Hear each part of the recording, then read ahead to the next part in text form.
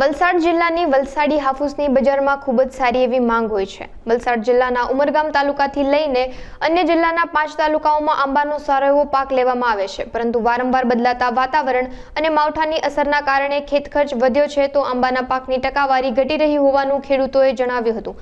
હાલ ગુલાબી ઠંડી છે જે આંબા પર ખીલેલી મંજરીઓ માટે ખૂબ જ ફાયદાકારક છે, પરંતુ સાથે વરસાદમાં આવેલો પલટો અને માવઠાની અસરથી આંબાના પાકમાં નુકસાનની ભીતિ સેવાઈ રહી હોવાના ખેડૂતોએ આક્ષેપો કર્યા છે। તે આંબાના પાક ઉપર છંટકાવ કરવાનો ચાલુ કરી દીધો છે। આ અમારો સેકન્ડ છંટકાવ છે।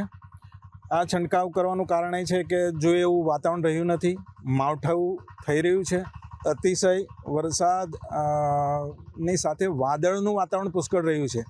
વરસાદનો છંટકાવ માત્ર થયો છે, પરંતુ વાદળ વધારે નુકસાન કરી રહે છે। અત્યારે નીમ કોટેડ દવા અને ગૌમૂત્ર સાથે અમે છંટકાવ કરી રહ્યા છીએ, પરંતુ આ વાતાવરણ જો એવું જ ટકે તો આ પાકને નુકસાન સર્જી શકે છે। ગયા વર્ષે પણ મંજરીઓ સારી આવી હતી, મોર સારા આવ્યા હતા, પરંતુ વાતાવરણમાં ઘણીવાર વરસાદ થયેલો અને વાતાવરણ વાદળછાયું રહેવાને કારણે અતિશય પાકને નુકસાન રહેલું અને ગયા વર્ષનો પાક નિષ્ફળતાની તરફ દોરી ગયેલો।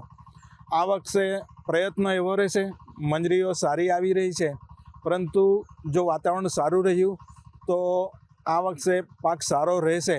પરંતુ કુદરત પર આધારિત આ ખેતી કરી રહ્યા છે તો સરકાર એવી પણ અપેક્ષા રાખું કે એ આંબાના પાકને વીમાના કવરેજમાં લાવવામાં આવે। ગુજરાતનો દરેક વિસ્તાર આ આંબાના પાકને વીમાના કવરેજમાં રાખતો નથી।